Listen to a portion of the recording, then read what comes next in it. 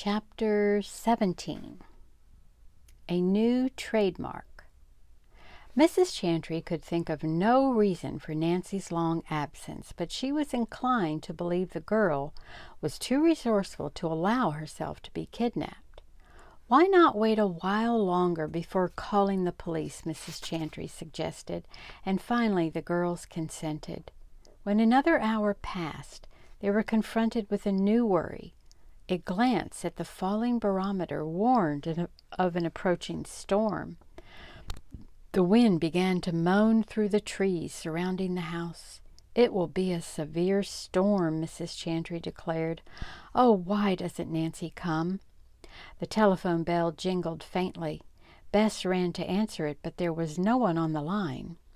"I'll call the police," Mrs. Chantry said with sudden decision. As she started toward the telephone, the storm broke in full force. A mighty gust of wind swept through an open window, blowing a sheet of paper from beneath the couch. "What's this?" exclaimed Bess, picking it up. "It's a note from Nancy." The others ran to her side. The brief message said, "Have gone out with Ned on important business." "Maybe they've eloped," giggled Bess, glad the strain was over. "Oh, why aren't they back? Nancy never stays out until 2 in the morning, and that's what it is now." Not feeling entirely relieved, Mrs. Chantry closed the open windows and wiped the spattered woodwork. Rain fell in torrents. The water was running like a river in the streets. "Wherever Nancy is, I hope she's not out in this storm," Mrs. Chantry said, pacing the floor. "Dear me, what would her father say?" George was inclined to believe that Nancy had gone with Ned to investigate a clue in connection with the Moncure case. In this supposition she was right. Earlier in the evening, when Nancy heard the doorbell ring, she called through the window and discovered it was Ned. Briefly, she told him of the strange man's visit and the package he had dropped. "We must trail that man if we can," she added. "But someone may be watching the house, so I'll slip out the back way and meet you over on the next street." Ned was waiting in his car when she reached the appointed place. "This may be a wild, useless chase," Nancy said breathlessly, "but I saw the man's car turn down this street when it left Mrs. Chantry's." "Notice the make?" "No, it was too dark to see the car plainly." "Then how can we trace it?" Playing the beam of her flashlight along the roadway close to the curb, Nancy did not answer. "What are you looking for?" asked Ned, puzzled as he got out of the car. Nancy pointed to tire tracks plainly visible in the sandy road. She explained that they were the same pattern as those she had found in front of the Chantry house after the man's car had pulled away. "I noticed that the driver hugged the curb," she added, "so we may be able to trace him." "It's worth trying," Ned agreed, springing into the car again. Nancy expected the trail might lead to a highway. To her surprise, the driver had selected a side street in the Candleton business district. This made it easy to follow him, for no other automobile had passed on the same side of the street recently. The tire tracks led to a small print shop in an alley. There the auto had turned in, apparently parked near the side entrance, and then had gone on. Inside the building, a light burned brightly. A man in a printer's apron could be seen working over one of the presses. 11 o'clock, Ned observed, glancing at his watch. "That fellow must have a rush of business to keep open so late."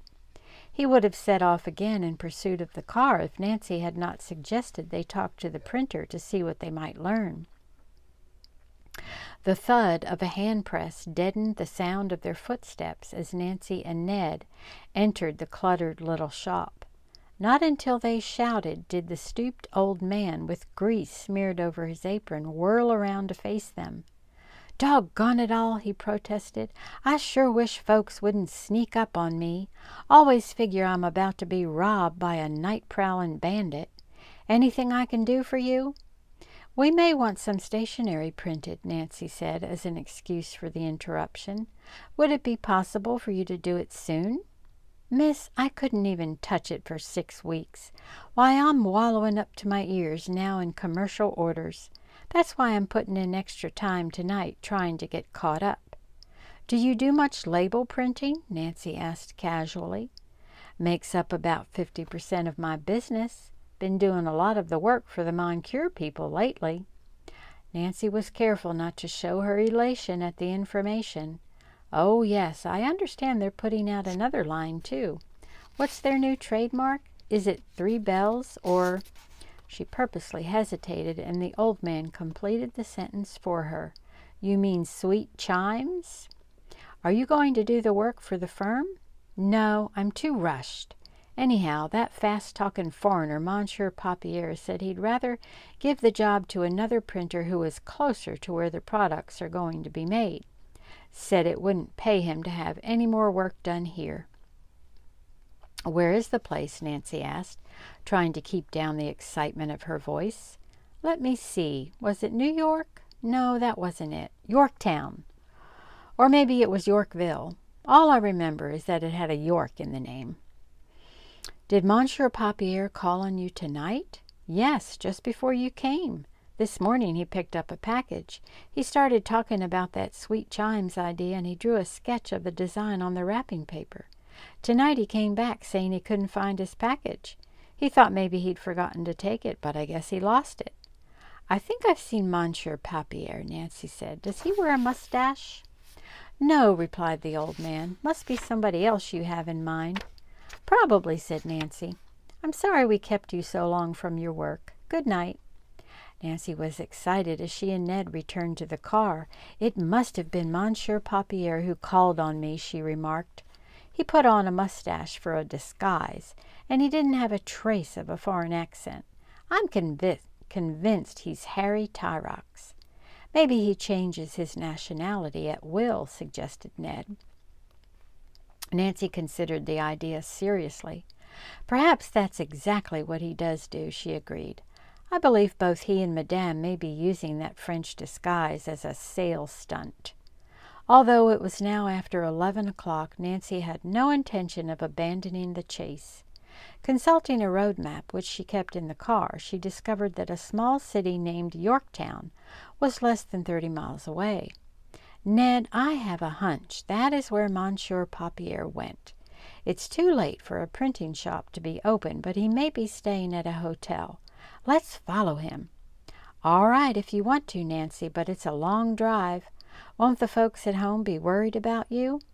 "I'll telephone Mrs. Chantry and tell her our plans," Nancy declared. "We'll stop at the first drugstore." When Nancy called the Chantry cottage, she was unable to reach her friends. She assumed the group had not returned from the concert and decided to drive on and call from Yorktown. 45 minutes later, she and Ned entered the Yorktown Hotel. While Nancy tried again without success to get an answer at the Chantry cottage, Ned checked the register. Monsieur Papier had not registered for a room there that night, nor had the clerk seen anyone remotely answering his description. "Perhaps he went to another hotel," Nancy said uncertainly. The young people went the rounds, but learned nothing. Nancy had known the trip might end in failure, but even so, she was bitterly disappointed. At the last place, the Coven House, she placed another telephone call. Again, there was no answer from the Chantry home. "Surely they're back by now," she thought nervously.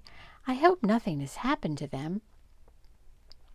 Ned tried to allay Nancy's fears by telling her that a strong wind which had sprung up might mean there had been a bad storm at Candleton. The wind could have blown the telephone wires down. "It's going to storm here," he added. "Shall we wait until it's over or get started?" Nancy thought they should leave. But as they walked toward the entrance, she stopped to look into the restaurant where there was dancing and spoke to the hat check girl. When she joined Ned, her eyes were sparkling like stars. "Ned, I just learned something interesting. A Spanish senora who sells cosmetics has been in here tonight.